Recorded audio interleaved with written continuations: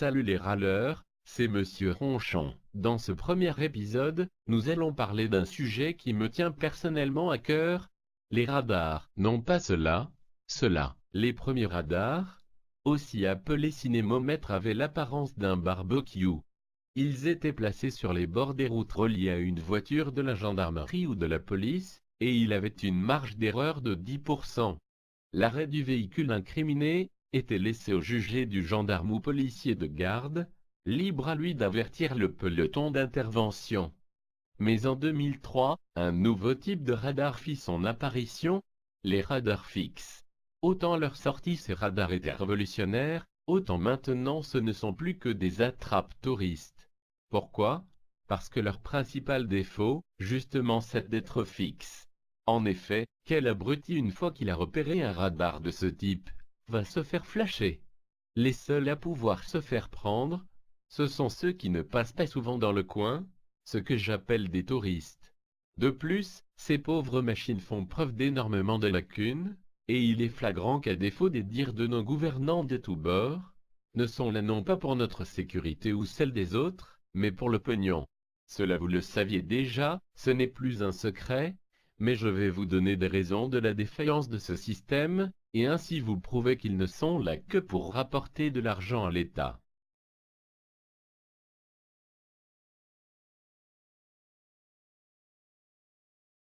Premièrement, ce type de radar pour 95% des cas, vous flash par derrière, et prennent vos plaques d'immatriculation, mais c'est là où le bas blesse en priorité. Si vous êtes pris par derrière, c'est qu'en aucun cas on ne vous voit sur la photo. De ce fait le PV est contestable, non pas sur l'infraction mais sur le conducteur. Vous pouvez donc contester la perte de points et seulement ceci, en spécifiant, même si cela n'est pas vrai, que ce n'était pas vous au volant mais une tierce personne, dont vous ne donnerez pas le nom car vous ne faites pas de dénonciation ni de la délation. Suite à ça et ne pouvant pas prouver qui était au volant, et aussi ne pouvant pas vous obliger à donner le nom de la personne qui y était, vous ne serez qu'obligé de ne payer que l'amende. Deuxièmement, maintenant un petit rappel du code de la route. Si sur l'autoroute je suis limité à 130 km/h, à combien suis-je limité par temps de pluie? 110 km/h. Pour les autres vitesses 90 par exemple, par temps de pluie je perds 10 km/h, soit 90 passe à 80, 70 à 60, etc. Alors pourquoi un radar par temps de pluie ne vous flash pas si vous roulez à 120? Troisièmement, ceci n'est pas vraiment une preuve qu'ils sont là pour l'argent, mais plutôt de leur inutilité pour les locaux. Je ne reviendrai pas là-dessus, je vous l'ai déjà expliqué avant, en début de vidéo. Rapport à la localisation des emplacements. Quatrièmement, encore une preuve d'inutilité, car une photo où l'on voit deux véhicules est annulée faute de pouvoir dire avec précision lequel a commis la faute. J'ai été flashé une fois, car une moto m'avait doublé pile à ce moment-là. Heureusement je n'ai rien reçu. Cinquièmement, le remplacement. Là, il va y avoir beaucoup à dire. En effet, si ces fameux radars sont conçus pour notre sécurité et non pas pour l'argent, pourquoi sont-ils situés dans des endroits à pognon?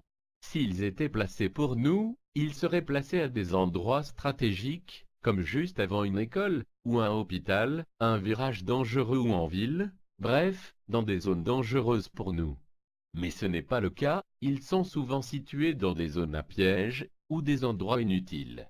Par exemple, de par chez moi, j'ai un radar placé 100 mètres après un grand virage dangereux limité à 70. Le radar est dans la zone à 90 par contre. Alors, pourquoi ne pas l'avoir mis avant ce virage? Cela aurait été plus judicieux, non? Autre exemple, lors de l'un de mes voyages, j'ai eu un panneau qui m'avertissait de la présence d'un radar. Il était plaqué juste avant un virage dangereux, mais c'était à l'heure. Le radar juste avant le virage était un faux radar.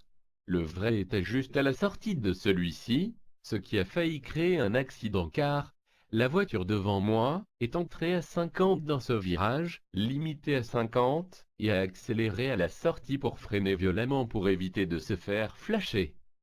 La voiture est partie de l'arrière, le conducteur la rattrapant de justesse. C'est malheureusement souvent le cas, sans compter les véhicules qui freinent dès qu'ils voient un radar, même si leur vitesse est conforme à ce qui est demandé.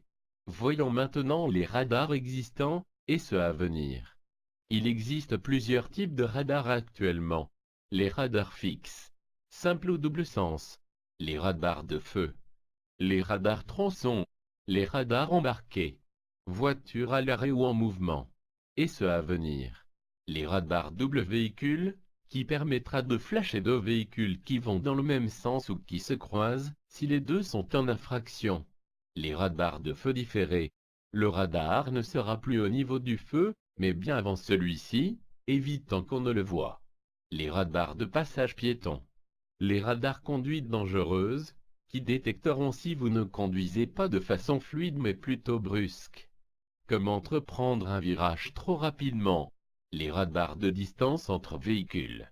Les radars de chantier, déjà mis en place à la sortie de cette vidéo, qui seront réglés par les ouvriers lors de chantiers sur nos routes.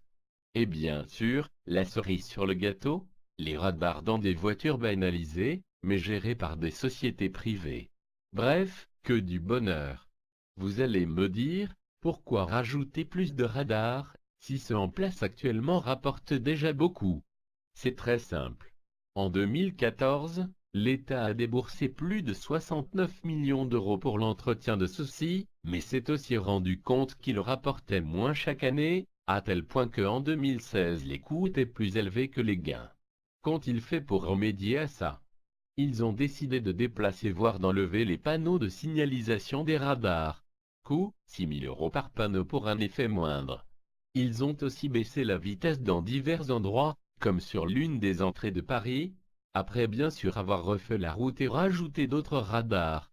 En résumé, belle route refaite plus ajout de radars plus baisse de la vitesse de 90 à 70 km/h, égale des sous-sous. Suite à ça, ils envisagent de baisser la vitesse partout en France de 90 à 80. L'avenir routier en France promet monts et merveilles. Voilà, ce journal est terminé, merci de l'avoir suivi. Je vous donne rendez-vous dans le prochain numéro. Amis râleurs, au revoir.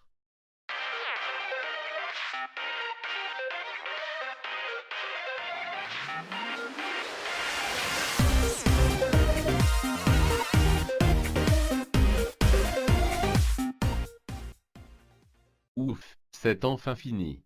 Elle était longue celle-là, pour une première.